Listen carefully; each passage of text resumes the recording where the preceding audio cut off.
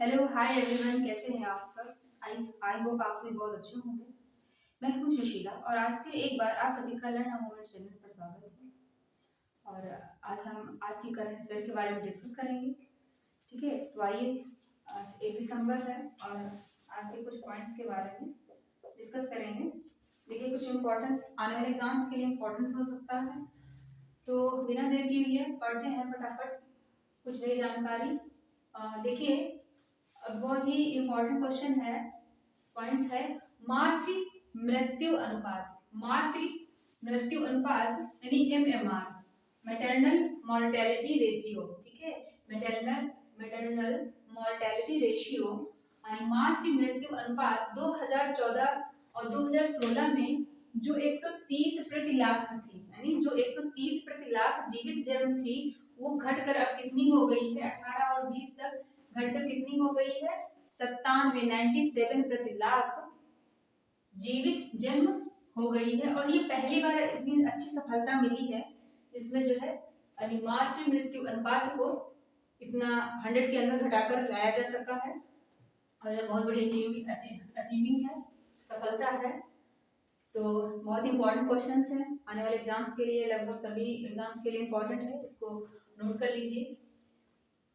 अगला है point, UNESCO द्वारा बेकरी आइटम फ्रेंच बैगेट। क्या है, बेकरी आइटम फ्रेंच बैगेट को अमूर्त सांस्कृतिक विरासत का दर्जा दिया गया है। देखिए, ये जो बैगेट यानी बेकरी, कहाँ, ये रोटी है, ये क्या है, एक रोटी है। और ये कहाँ की है, फ्रांस की। ठीक है, फ्रांस की, मूल फ्रांस यानी मूल फ्रांस की एक रोटी है, बेकरी आइटम फ्रेंच बैगेट। और ये रोटी एक इस लंबे आकार की तरह ऐसे होती है, ठीक है, कुरकुरी टाइप की। और ये वहाँ की बहुत फेमस है, इसलिए जो है इसको 2022 में ही इसके अंकित किया गया था यूनेस्को में सांस्कृतिक विरासत दर्जा का पाने के लिए। और इसे जो है यूनेस्को के द्वारा सांस्कृतिक अमूर्त सांस्कृतिक दर्जा दे दिया गया है। तो इसका नाम याद रखना है, बेकरी आइटम फ्रेंच बैगेज है। और ये कहाँ का है, मूल फ्रांस की है, रोटी है। ठीक है, और इस रोटी की एक खास विशेषता है, वहाँ की, वहाँ जो है फ्रांस के द्वारा जो है इसको मेंशन किया गया है। और इससे इसे जो है इसकी विशेषता देखते हुए इसको अमूर्त सांस्कृतिक विरासत के रूप में घोषित किया गया है, दर्जा दे दिया गया है। तो अगला पॉइंट देखिए, रासायनिक युद्ध के सभी पीड़ितों के लिए, रासायनिक युद्ध के सभी पीड़ितों के लिए स्मरण दिवस, कौन सा दिवस, स्मरण दिवस 30 नवंबर को मनाया गया। ठीक है, ये उन लोगों के लिए मनाया जाता है जो युद्ध में रासायनिक हथियारों के द्वारा मारे गए या उनका शिकार हुए। उन लोगों के लिए जो है यूएन के द्वारा हर साल 30 नवंबर को स्मरण दिवस मनाया जाता है। और इसे यूएन के द्वारा 2005 से ही मनाया जा रहा है। इस दिन उनको जो है श्रद्धांजलि दी जाती है और उनकी सुरक्षा और आगे फ्यूचर में, भविष्य में भी ऐसा ना हो, इसलिए जागरूकता के लिए जो है ये दिवस मनाया जाता है। तो आइए अगले देखें, फ्रांस की एक स्टेफनी, क्या नाम है, स्टेफनी। ठीक है, Stephanie Frappart, Frappart sorry, France की स्टेफनी फ्रापार्ट को 1 दिसंबर को, जो आज होने वाला जो फुटबॉल फीफा वर्ल्ड कप था, उसमें कोस्टारिका और जर्मनी के बीच होने वाला फीफा पुरुष वर्ल्ड कप में पहली बार रेफरी बनाया गया। क्या बनाया गया, रेफरी बनाया गया।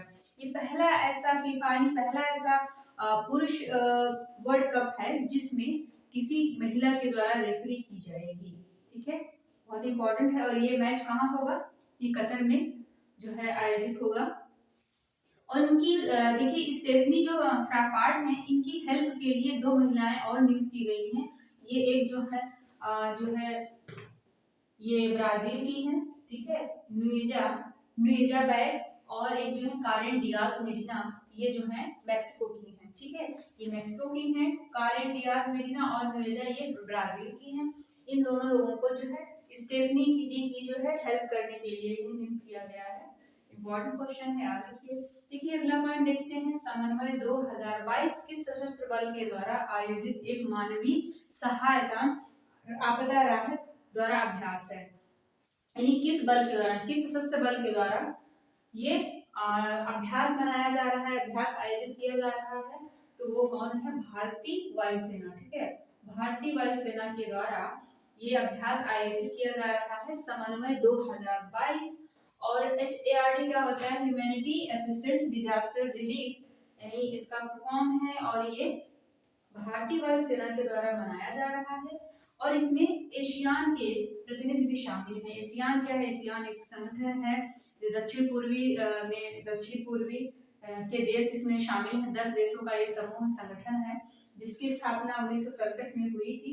इसका फुल फॉर्म क्या है? Association of south east Asian Nations जो है इसका नाम फुल फॉर्म है। और ये जो इसमें 10 देश शामिल हैं, ठीक है, और इसके प्रतिनिधि भी इसमें शामिल हो रहे हैं, जो समन्वय 2022 आयोजित किया जा रहा है सशस्त्र बल के द्वारा, सैनिकों के द्वारा, भारतीय वायुसेना के द्वारा, तो उसमें ये शामिल है। अगला आते हैं भारत और ऑस्ट्रेलिया के बीच जो आर्थिक सहायता और व्यापार समझौता हुआ था उसको 29 दिसंबर से लागू कर दिया जाएगा। ठीक है, ये अनाउंस हो गया है और ये फोर्स में आ जाएगा। यानी लास्ट टाइम आपने पढ़ा था FTA यानी फ्री ट्रेड एग्रीमेंट इस ऑस्ट्रेलियाई संसद के द्वारा बिल पारित कर दिया गया था, जिससे जो है भारत की ऑस्ट्रेलियाई बाजार में पहुंच निश्चित हो जाएगी और वहां पे लगभग 6000 से अधिक सेक्टर में क्षेत्रों में शुल्क मुक्त जो है लेन देन यानी व्यापार संभव हो सकेगा। तो ये कब से लागू हो रहा है? ये 29 दिसंबर से लागू हो रहा है ऑस्ट्रेलिया और भारत के बीच में, यानी इकोनॉमिक कॉर्पोरेशन ट्रेड एग्रीमेंट, ये एक जो समझौता हुआ था इसको फोर्स में लागू कर दिया जाएगा 29 दिसंबर से। अगला पॉइंट देखिए, किस केंद्रीय मंत्रालय के द्वारा नई चेतना अभियान शुरू किया जाएगा? तो कौन सा है? ग्रामीण मंत्रालय। ठीक है, ग्रामीण विकास मंत्रालय के द्वारा नई चेतना अभियान शुरू किया गया है। और इसमें होगा क्या? इसमें महिलाओं के अधिकारों और शिकायत से संबंधित बात जो है मामले हैं, महिलाओं के अधिकारों यानी राइट्स और शिकायत, ठीक है, शिकायतें सुनी जाएंगी, उनसे संबंधित जो है उनको बढ़ावा इस तरीके से जागरूकता लाने के लिए काम जो है इस पे जो है इसको बनाया गया है नई चेतना। ठीक है, खासकर ग्रामीण क्षेत्र की जो महिलाएं हैं उनके लिए। तो किसके द्वारा? ग्रामीण विकास मंत्रालय के द्वारा नई चेतना विकास यानी नई चेतना अभियान शुरू किया गया है। अगला देखिए, महात्मा गांधी राष्ट्रीय ग्रामीण रोजगार यानी मनरेगा। ठीक है, महात्मा गांधी राष्ट्रीय ग्रामीण रोजगार एक्ट मनरेगा में सुधार के लिए एक पैनल का गठन किया गया है। और इस पैनल के प्रमुख कौन है? इस पैनल के प्रमुख कौन है? तो उनका नाम है अमरजीत सिंह। ठीक है, अमरजीत सिंह इस पैनल के एक प्रमुख बनाए गए हैं। और उस पैनल का काम क्या करना है कि मनरेगा में सुधार के लिए, ठीक है, सुधार किया जाएगा। तो मनरेगा आप लोग जानते हैं कि इसे यानी पहले इसका जब गठित हुआ था, जिस समय ये बिल बना था नरेगा, उस समय नाम था national rural employment guarantee act, यानी उस समय जो है नरेगा के नाम से 2005 में आया था। ठीक है, 2005 में, और बाद में 2006 में इसे लागू कर दिया गया था। सबसे पहले 200 जो है जिलों में लागू किया गया था और इसे बाद में 2008 में पूरे भारत में लागू कर दिया गया था। लेकिन 2009 में क्या हुआ था? 2009 में जो है इसका नरेगा से नाम मनरेगा कर दिया गया, यानी उसमें जो है राष्ट्रपिता महात्मा गांधी जी का नाम जोड़ दिया गया, इसलिए तब क्या हो गया? MNREGA, Mahatma Gandhi national rural employment guarantee act जो है बन गया। और इसमें सुधार के लिए ये एक रूरल ग्रामीण स्तर पर एक जो है कार्य एक लोगों के लिए, ग्रामीण लोगों के लिए, मजदूरों के, ग्रामीण लोगों के जो निवासी हैं उनको जो है 100 दिनों का रोजगार प्रदान किया जाता है। तो ये जो है ऐसा है, आप लोग जानते भी हैं। आइए नेक्स्ट बात करते हैं, अपनी मानसिक स्वास्थ्य और सामाजिक देखभाल नीति शुरू करने वाला। ठीक है, अपनी मानसिक स्वास्थ्य और सामाजिक देखभाल की नीति शुरू करने वाला पहला पूर्वोत्तर राज्य कौन सा है? तो इसमें कौन सा है? मेघालय है। यानी भारत में वैसे तीसरा है, लेकिन पूर्वोत्तर के राज्यों की बात करें तो ये पहला है। अगला है, अंतरराष्ट्रीय लूसोफोन महोत्सव मेजबान कौन है? अंतरराष्ट्रीय लूसोफोन महोत्सव कहाँ यानी किस राज्य में हो रहा है? इसकी मेजबानी कौन कर रहा है? तो वो है कौन? गोवा। ठीक है, गोवा है जिसकी मेजबानी कर रहा है। ठीक है, लूसोफोन, लूसोफोन एक पुर्तगाली एक भाषा है, महोत्सव मूल भाषा है पुर्तगाली। ठीक है, वहाँ के लोगों के लिए स्पेशली जो है ये महोत्सव है, जो ये भाषा बोलते हैं पुर्तगाली, उसे मूल से संबंधित।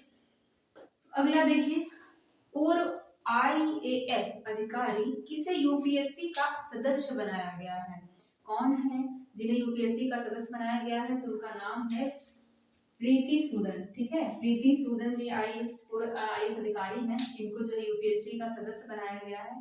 देखिए यूपीएससी एक जो है संवैधानिक बॉडी है और इसे संविधान में अनुच्छेद 315 में यानी राज्य लोक सेवा आयोग और संघ लोक सेवा आयोग की बात की गई है, तो वही 315 अनुच्छेद में इसका वर्णन किया गया है। यूपीएससी इसमें एक अध्यक्ष होता है और कम से कम 10 सदस्य नियुक्त किए जा सकते हैं और इनकी नियुक्ति भी राष्ट्रपति जी के द्वारा होती है और इनको हटाया भी राष्ट्रपति जी के द्वारा जाता है। इनका कार्यकाल कितना होता है, कार्यकाल इनका 6 वर्ष या 65 वर्ष तक, 6 वर्ष या 65 वर्ष तक जो है इनका कार्यकाल होता है। तो ये बहुत इंपॉर्टेंट है, ये भी साथ में ध्यान रखिए। ठीक है, कहीं ना कहीं पूछ सकता है। तो देखिए अगला पॉइंट, अंतरराष्ट्रीय जुगवार दिवस। अंतरराष्ट्रीय जुगवार दिवस कब मनाया जाता है, 29 नवंबर को मनाया जाता है। जुगवार क्या है, जुगवार एक बिल्ली है और ये कहाँ पाई जाती है, ये दक्षिणी अमेरिका में यानी लैटिन अमेरिका में बहुत ही लार्ज साइज में। ठीक है, यानी बात करें तो वर्ल्ड में सबसे बड़ी बिल्ली के रूप में जो है ये वहाँ पे पाई जाती है और इसी के संरक्षण के लिए जो है यानी इसके प्रति एक तरीके से जागरूकता बढ़ाने के लिए अंतरराष्ट्रीय जुगवार दिवस मनाया जाता है यूएन के द्वारा, संयुक्त राष्ट्र के द्वारा जुगवार दिवस मनाया जाता है। कब, 29 नवंबर को। और इसको अपने यहाँ कहाँ भी मनाया जा रहा है, राष्ट्रीय प्राणी उद्यान नई दिल्ली में। ठीक है, नई दिल्ली में इसका जो है आयोजन किया जा रहा है और राष्ट्रीय प्राणी उद्यान है इसमें, राष्ट्रीय प्राणी उद्यान। ठीक है, अगला देखिए, अगला पॉइंट है उत्तर प्रदेश की पहली महिला पुलिस आयुक्त के रूप में किसे नियुक्त किया गया है। उत्तर प्रदेश की कौन सी ऐसी महिला है जिन्हें जो है पहली महिला पुलिस आयुक्त के रूप में नियुक्त किया गया है, तो इनको जो है लक्ष्मी सिंह है और नोएडा में जो है इन्हें प्रमुख पुलिस के रूप में नियुक्त किया गया है। तो याद रखिए पहली महिला है, इसलिए बहुत इंपॉर्टेंट है। आने वाले एग्जाम्स के लिए यूपी से खासकर संबंधित जो है क्वेश्चंस बहुत ही बन सकता है, बहुत ही इंपॉर्टेंट है, लक्ष्मी सिंह। ठीक है, ध्यान रखिए। अगला पॉइंट है सीबीडीसी यानी सेंट्रल बोर्ड डिजिटल करेंसी में खुदरा डिजिटल रुपये में भागीदारी के लिए पायलट प्रोजेक्ट। ठीक है, यानी अभी देखिए एक ई रूपी काफी चर्चे में है, आप लोगों ने सुना भी होगा, जो है प्रधानमंत्री जी के द्वारा लॉन्च किया गया था। इससे क्या हो गया, जो है लेन देन में जो हम कैश भुगतान करते हैं या फिर ऐप के द्वारा पेमेंट किया जाता है, तो वो तीसरा मेंबर, तीसरी पार्टी या कैश की जो है सिस्टम यानी वो प्रॉब्लम खत्म हो जाएगी। डिजिटल फॉर्म में आप जो है डायरेक्ट जो पे कर सकते हैं। तो इसका जो है पायलट प्रोजेक्ट यानी 1 दिसंबर से 4 शहरों में इसे लागू किया जा रहा है और 4 बैंकों के द्वारा। 4 शहर कौन कौन से हैं, मुंबई है, बेंगलोर है, ठीक है, और दिल्ली है, और कौन सा, भुवनेश्वर।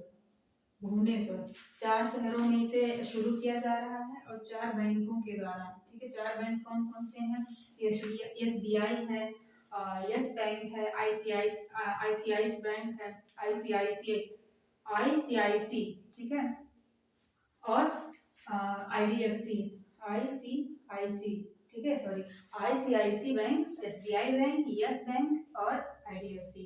इसमें 2 बैंक के सार्वजनिक हैं और 2 बैंक के निजी बैंक हैं। एसबीआई सार्वजनिक बैंक है और आईडीएफसी जो है वो भी जो है सार्वजनिक बैंक है, यस बैंक और आईसीआईसी जो है वो निजी बैंक है। तो 4 बैंकों के द्वारा जो है ये पायलट प्रोजेक्ट शुरू किया जा रहा है। इसमें क्या होगा, अब वो जो है लेन देन जो भुगतान है वो डिजिटल फॉर्म में जो सुनिश्चित हो पाएगा और कैश ले जाने की या फिर तीसरे थर्ड पार्टी यानी ऐप के द्वारा जो भुगतान होता था उसकी समस्या खत्म हो जाएगी। तो इसकी घोषणा किसने की है, आरबीआई के द्वारा की गई है, रिजर्व बैंक ऑफ इंडिया के द्वारा। ठीक है, अगला देखिए, अगला पॉइंट है कि आई यानी इंट्रानेजल, क्या है, intranasal Covid vaccine Bharat Biotech द्वारा दुनिया का पहला यानी इंट्रानेजल वैक्सीन को CDSCO यानी central drugs standard control organisation से अनुमोदन मिल गया है। यानी एक ये कंपनी है एक तरीके से जो जो है चिकित्सा के क्षेत्र में रिसर्च करके दवाइयाँ बनाती है खासकर। तो यही भारत बायोटेक ये हैदराबाद में स्थित है और इसी इसी ने भी जो है INCOV को यानी कोविड और आई ना इंट्रानेजल वैक्सीन को जो है बनाया है और इससे जो है control sorry central drugs standard control organisation से अनुमोदन भी मिल गया है। ये 2 डोज वाली है वैक्सीन होगी। ठीक है। अगला है टाटा समूह ने विस्तारा के साथ एयर इंडिया के विलय की घोषणा की है। टाटा समूह जो है के द्वारा यानी अभी जो है आप लोगों ने सुना होगा या जानते भी होंगे कि एयर इंडिया को जो है पहले जो है गवर्नमेंट सेक्टर की थी, लेकिन इसे बाद में जो यानी टाटा के द्वारा तो पहले बनाई ही गई थी 1907 में टाटा जो टाटा जी के द्वारा, और उसके बाद में पुनः जो है फिर वापस टाटा जी के द्वारा अधिग्रहण कर ली गई और इसको जो है अभी विस्तारा के साथ विलय करने की घोषणा की गई है टाटा समूह के द्वारा। तो उसमें सिंगापुर को कितने परसेंट शेयर मिल रहा है, तो सिंगापुर को हिस्सेदारी कितनी मिलेगी, 25% की हिस्सेदारी मिलेगी। ठीक है, 25% की हिस्सेदारी और 2024 तक जो है इसे विस्तारा के साथ विलय कर दिया जाएगा। तो आई होप पढ़ करके अच्छा लगा होगा और कुछ इम्पोर्टेंस जो है क्वेश्चंस हैं इस तरीके से एक आने वाले एग्जाम्स के लिए एक बहुत ही महत्वपूर्ण टॉपिक पॉइंट है। सो आशा है कि अच्छे से पढ़ते रहेंगे, आगे भी पढ़ते रहेंगे। तब तक के लिए नमस्कार, फिर मिलते हैं अगली क्लास में। नमस्कार।